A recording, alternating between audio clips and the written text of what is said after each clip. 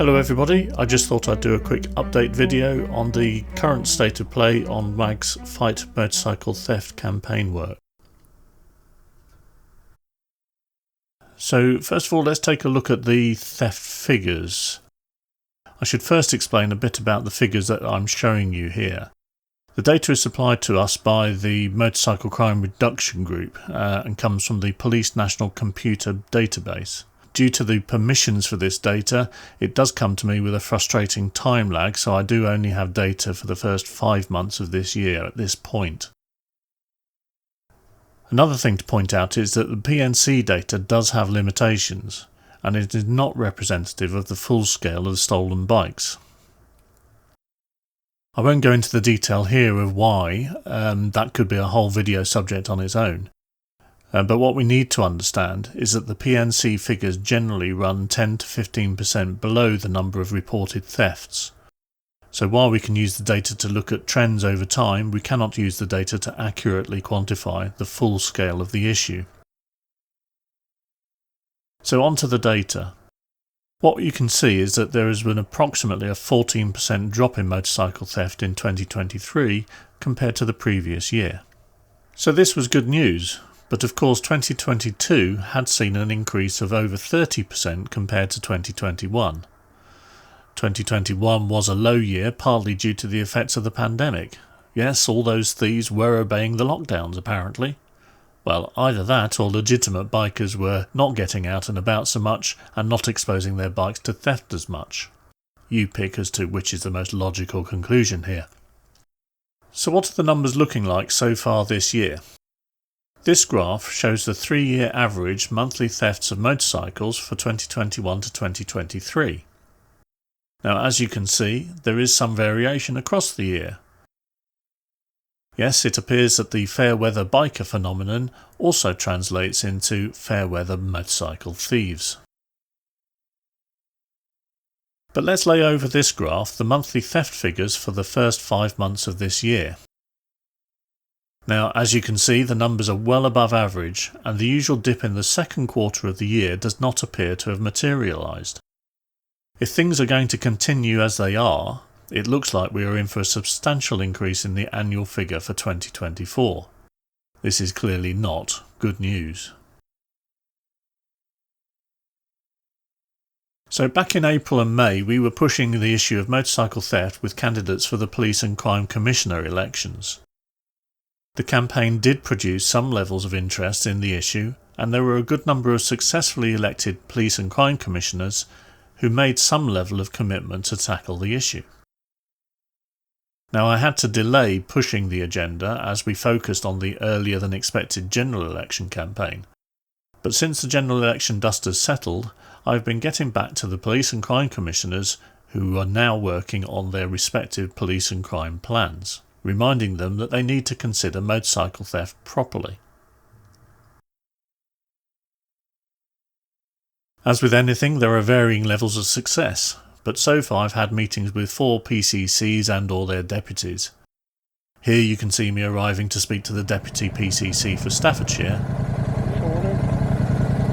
I'm here to see David Evans, is it, the Deputy Police and Fire Commissioner. Okay, so your name and where are you from? Colin Brown, Motorcycle Action Group. Right, okay, we've been on our side before? Right, you go through your gate here, follow your road round to the right, you see a grey in the building, turn left there, that's your reception box, park on the right for visitors, and then pop into your reception. Alright, thank you. Thanks a lot.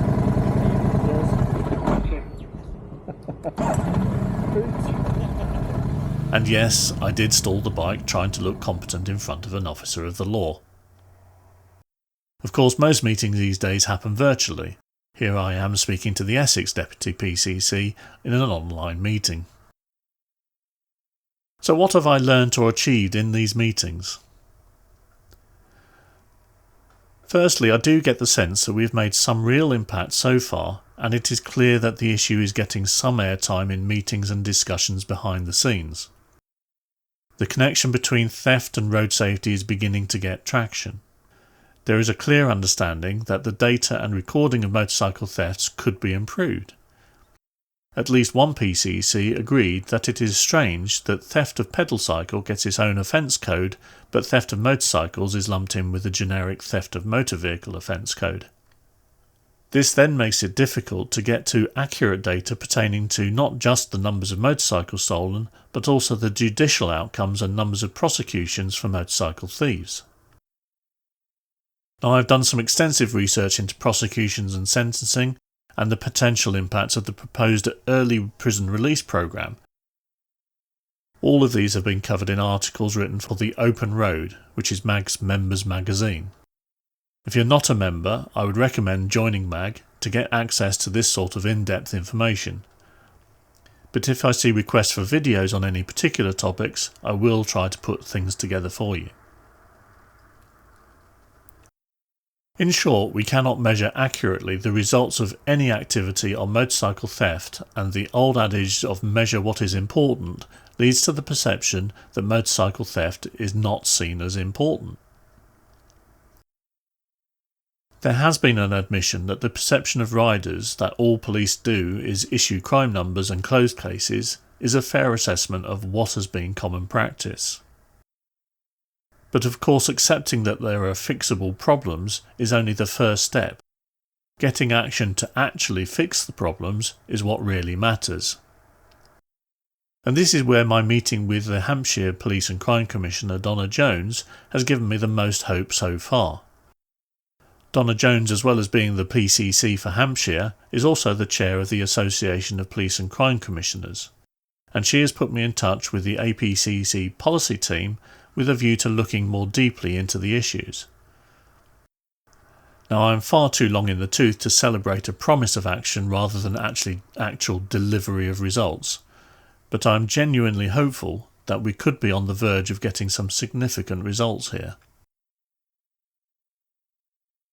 I have more meetings in the pipeline and will continue plugging away at this. I will hopefully be bringing you a video very soon about the successful work taking place in Kent, where Steve Mallet and his posse of MAG activists have developed a very productive working relationship with Kent Police. Other areas, it has to be said, have been less successful. The efforts made by MAG rep Gary Williams and others with the Humberside Police seem to have promise, but appear to have stumbled.